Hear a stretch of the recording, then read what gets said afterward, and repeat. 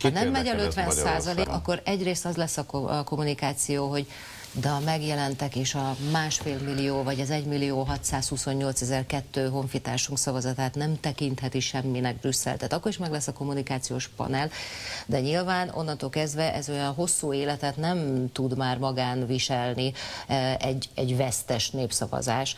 Tehát abból a szempontból igaza van Tivadarnak, hogy akkor már kell Orbán Viktornak váltania, mert nem hivatkozhat hozzá. Hadd mondjak néhány friss mondatot Orbán Viktortól.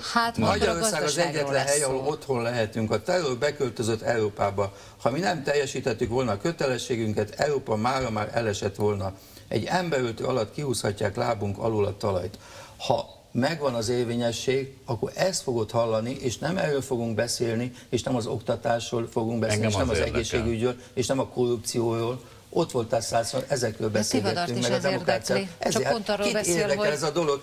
Ezzel fog házalni kérlek szépen éveken keresztül, és keresztes lovag lesz, aki nem a Szentföldre fog keresztes hagyjátot vezetni, hanem Brüsszel felé fog kereszteni, fölszabadítja a Brüsszelt, mint oroszlán szívű Richárd. Tivadar, Rióban óriási sikereket értünk el, és ki emlékszik már rá, ki foglalkozik vele. Közönség találkozókon a Jóképi Szilágyi járon a szimpatikus Szászemese és a többiek szerepelnek, és kit érdekelt a világban, hogy mi hányadik, hány aranyérmet, meg hogy, meg senkit nem érdekel. Az, hogy 2 hétig volt, az, hogy most az Orbánék mennyi ideig fogják rágni a gittet, ez nem érdekel.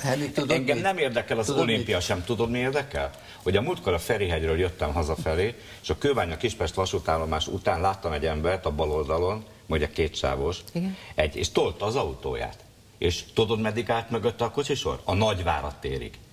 Engem ez érdekel. Olimpiát akarunk szervezni, és 2 sávos út 41-be épült bauxitbetonból, vízbe a belvárosba. És azt mondja a Füriyes Balázs, hogy ha valaki jön Ferihegyről és meglátja a Grupama arénát, egyből tudja, hogy világvárosba ért. Csak lehet, hogy egy ember tolja az autóját, amit a múltkor láttak.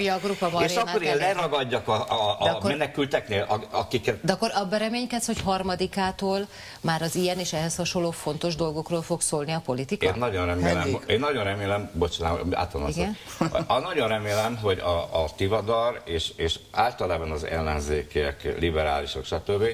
Elkezdenek az ország valódi és komoly problémáival foglalkozni, és nem mennek bele ilyen hülyeségekbe, mint a MSZP-nek ez a Orbános táncoló, nem is orosz tánc az egyébként, hanem ukrán a gopak, na mindegy.